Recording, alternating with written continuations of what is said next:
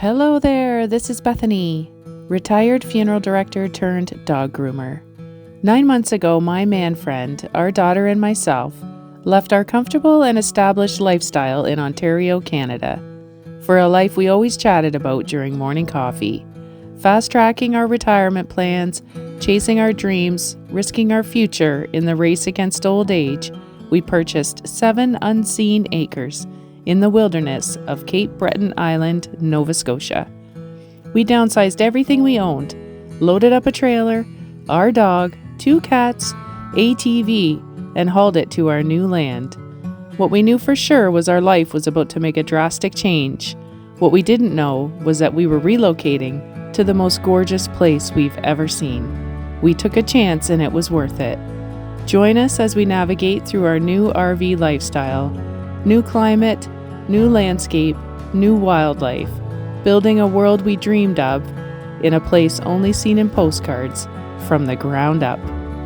Thanks for visiting and subscribe to my channel if you would enjoy the content of a 40-something gal running away into the woods with her family. When my man friend and I were planning our move out here, we made a fist pump agreement that we would give ourselves a year to get our feet on the ground. We had a checklist, but of course, not knowing at all anything about our land, surrounding areas, or the locals, we really had no idea what to expect. But we had our ducks in a row enough and reserved funds aside to allow us to get the ball rolling for our first year. We did not, however, anticipate that the demand for dog grooming in our specific area would be high enough that I could run a small grooming business from home. We also did not anticipate Manfriend landing a job in his trade for a very decent company who takes very good care of him, where he can actually work from home, so to speak.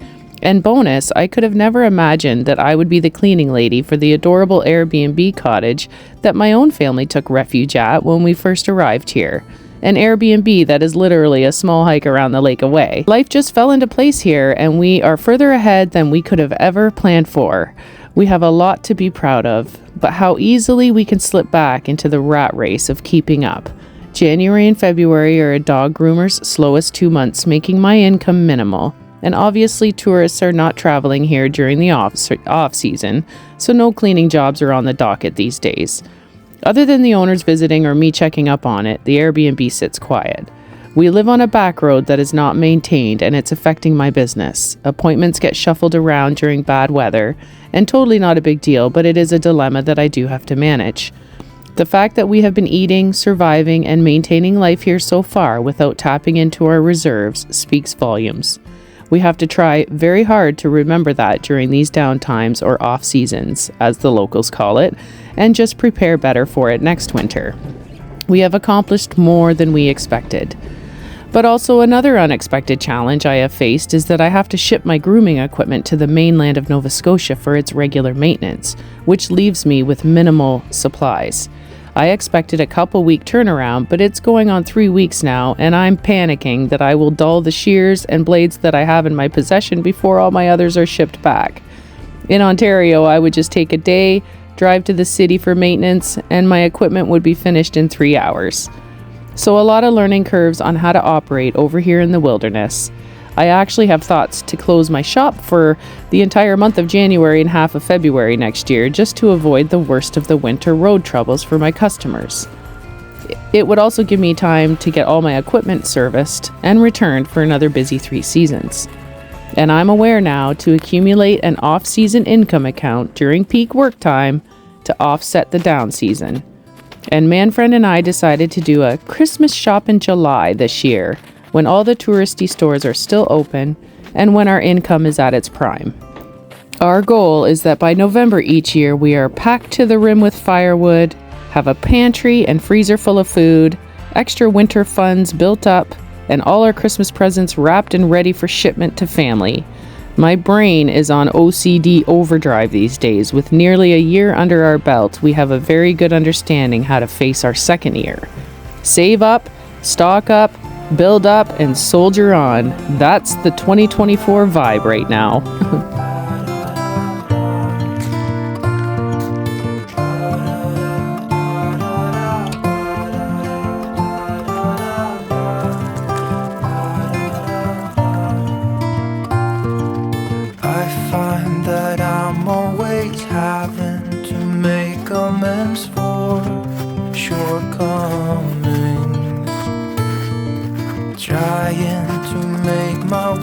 knocking on every door in this maze.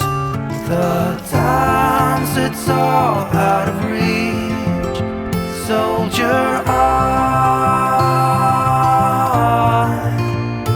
when it's harder to learn than to teach. Soldier on.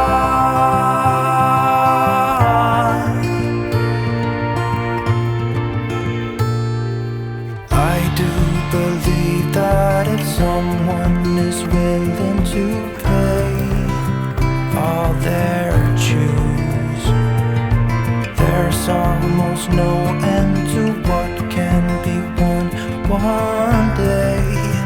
You gotta choose.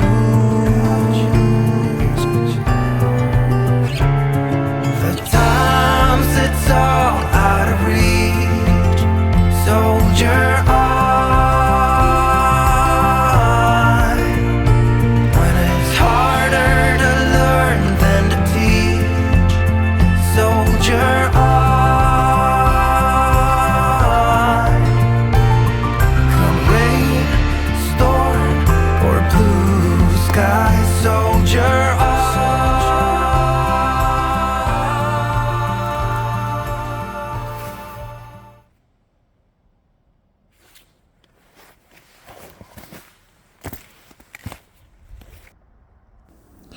You know, when the world gets too loud, it really does help to sit quietly by the water and just throw rocks.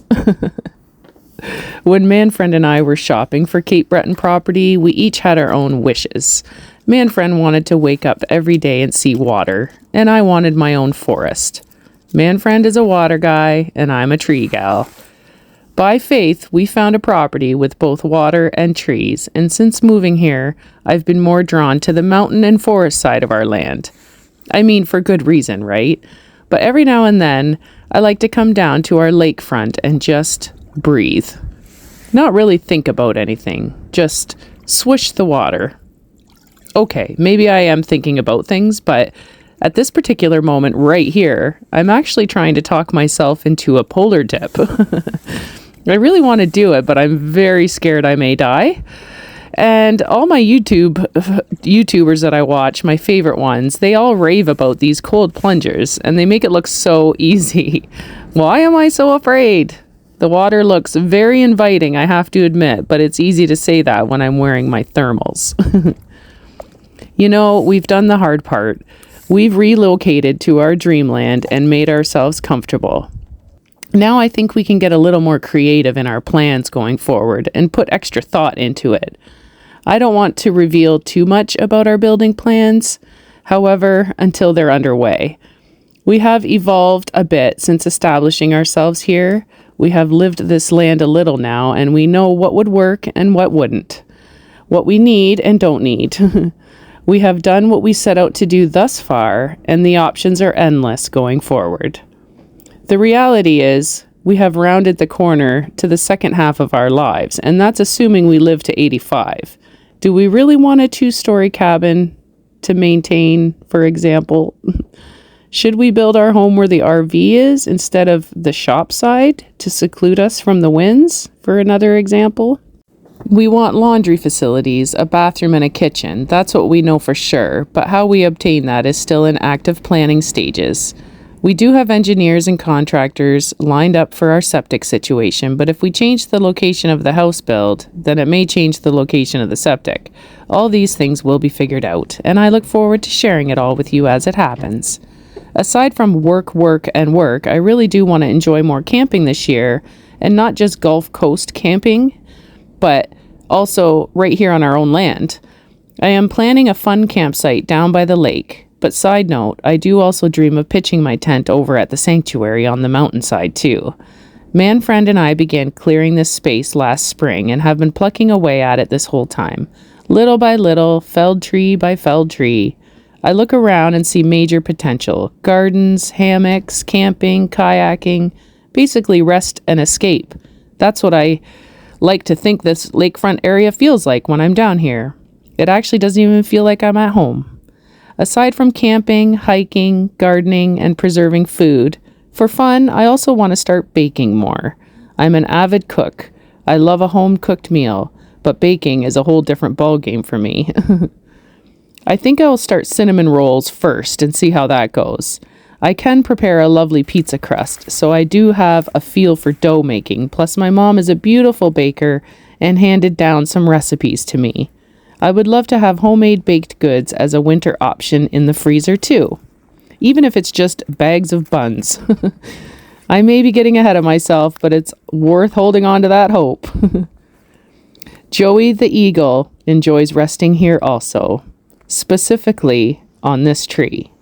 I can see his and Gail's nest from here, and I love watching him fly home when she calls for him. I see why Joey likes to sit here. He can have his space in nature and still watch over his family. Aw, just the best of all worlds, and I get it.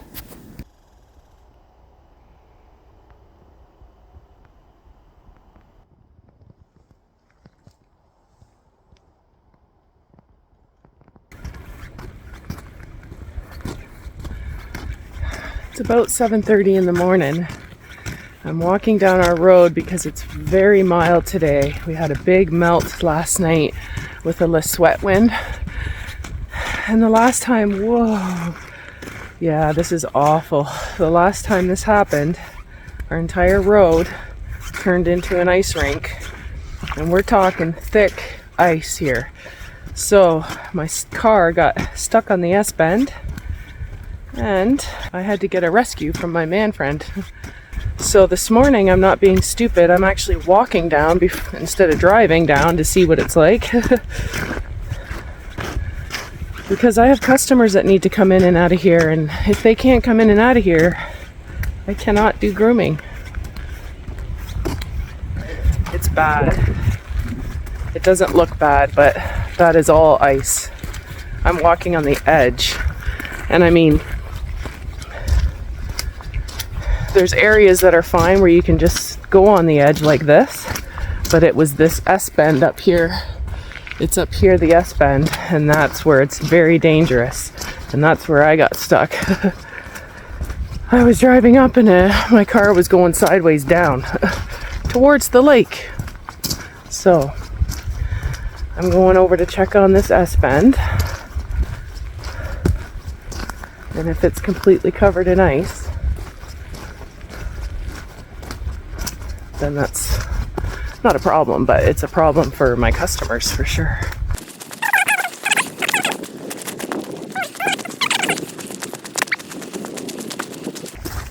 The thing is, it's really mild right now. It's about 6 or 7 degrees. But by 1 p.m. in a few hours, it is going to drop down to -2. So whatever is wet will freeze.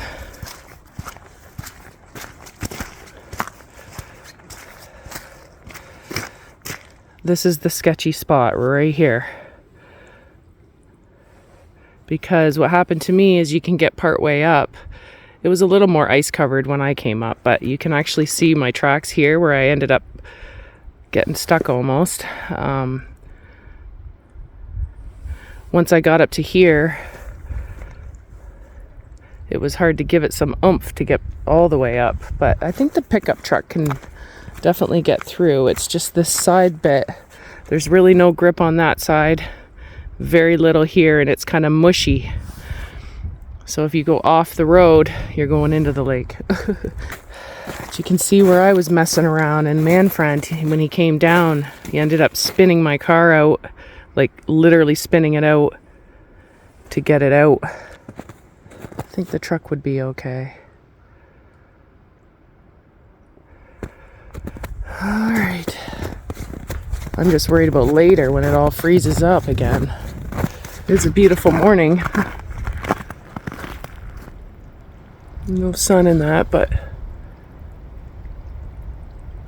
it's beautiful out. When it's mild, it feels like spring a little bit. It smells a little bit like spring.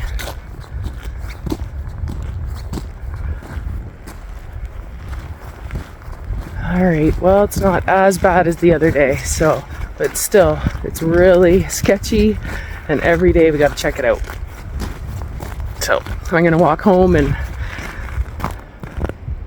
My only concern, it's not about, like my customers, I would just tell them, sorry, you can't get in here. But I have to take my daughter to the bus and it's over at the Cabot Trail. Man friend's going out in his service van for work.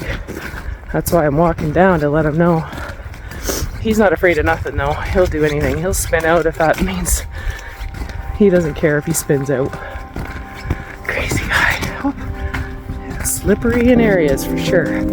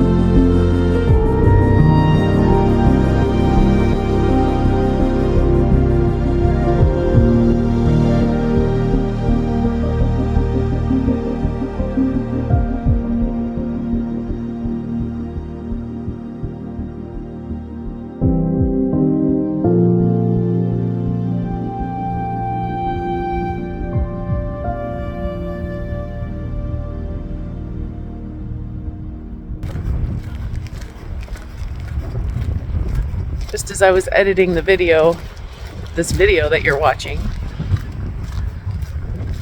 I heard the Salters come.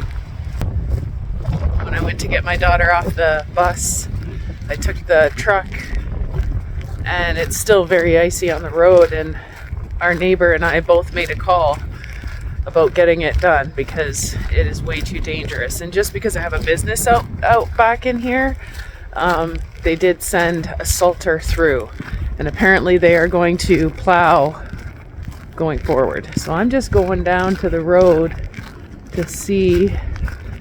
Oh yeah, wow. It looks like they did come with the salt.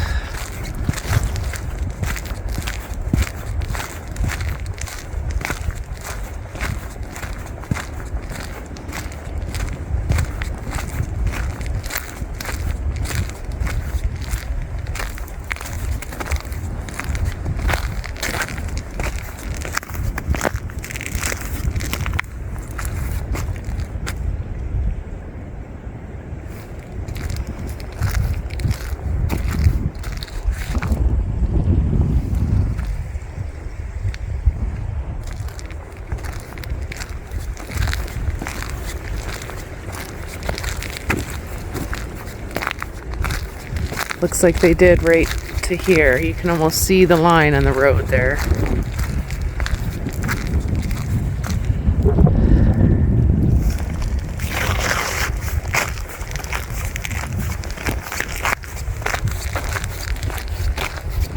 Oh, it's getting chilly. Certainly isn't the 9 degrees it was this morning. It's probably -9. No, I think it's like -5 right now. Basically supposed to have below 0 for the next week and a half. Wind, cold, snow.